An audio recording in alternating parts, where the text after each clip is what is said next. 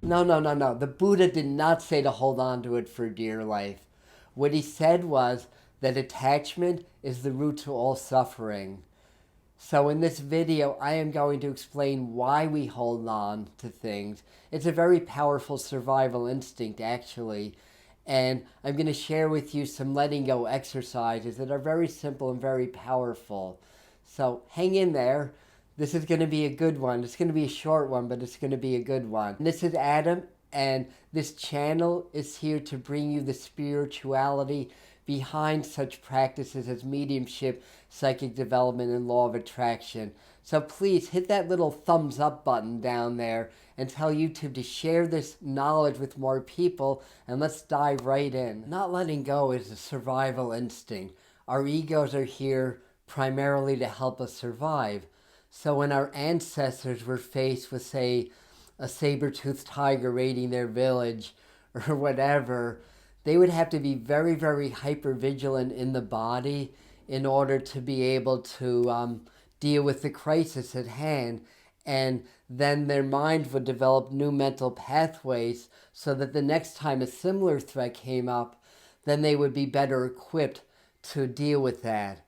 However, we carry these instincts into modern society, and they really have no place in modern society. And what tends to happen is that when we hold on to the past, we create that energy in the present, and what we create in our futures is based upon our present reality or a present vibration.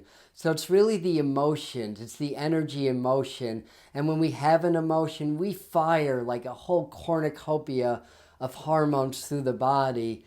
And when we have, say, childhood traumas or things that happen to us, we have certain emotions associated with that. Or if somebody did us wrong or whatever, or we were treated unfairly, we have certain emotions with that. And they're negative emotions, but they're survival-based emotions. So if you're not letting go of past events, every time you think about them, you fire the same emotions.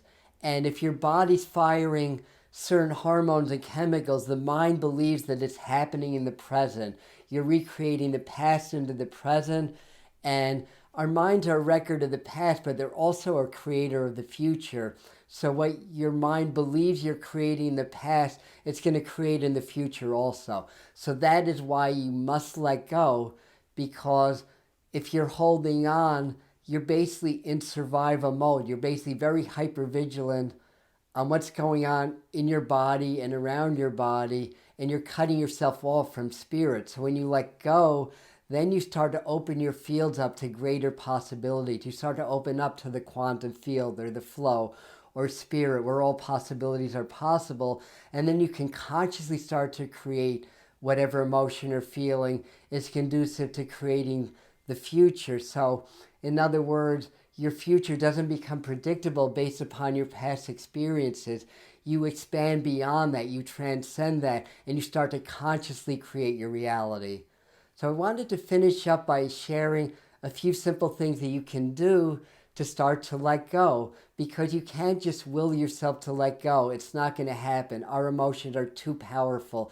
They're of hormones, they're of the body.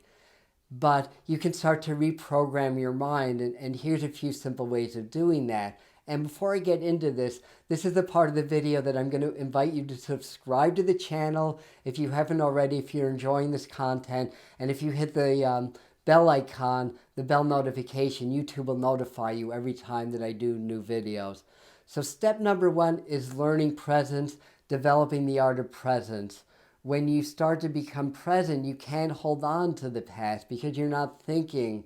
And when you're not thinking about the past, you're not firing those emotions, and you start to expand your consciousness. So presence is the center of the spiritual wheel, and I stress that a lot. The second part is do simple long deep breathing.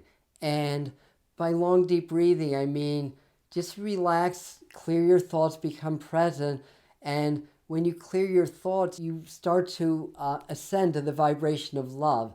So you start to feel that, bring the vibration of love into your heart. On the inhale, circulate that, and on the exhale, consciously release anything that you're holding on to, any negativity or other people. Just do this 3 minutes at a time, 2 to 4 times a day. You start to reprogram your mind, you start to change your emotions, and you start to change your reality. Number 3 is the Big Kahuna, or the Grand Wazoo for the Frank Zappa fans. And it's actually really kind of an extension of the long, deep breathing exercise. And what you do is you start to really focus on the heart center. Energy goes where, or energy flows where attention goes. That's the saying, Adam. Energy goes where attention flows. So you place your attention on your heart chakra, the center of your chest, and you feel it open and expanding in love.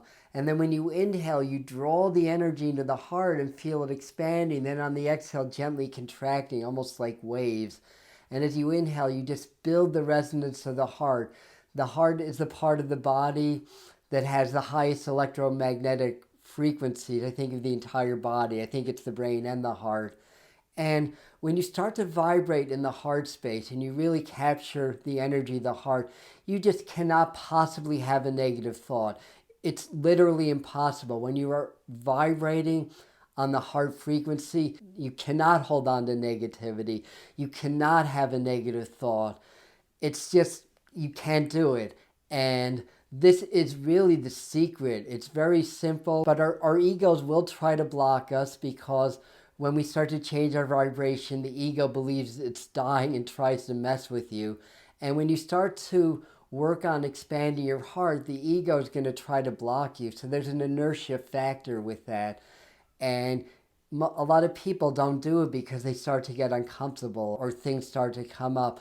But the idea is to keep doing it. You will break through that. You'll raise your vibration, and letting go will become very, very easy. And your law of attraction work will become much, much more powerful. And there you have it. Letting go is the secret for successful law of attraction work. Letting go is the secret for happiness. Letting go is the secret of life. So let go of any attachment to the outcome of your work and vibrate at the heart frequency, the vibration of love, where it is literally impossible to hold on to a negative thought, a resentment, or any negativity from the past.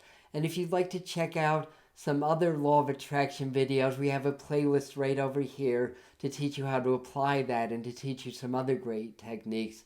And thank you for watching, and I'll see you at the next video. Aloha.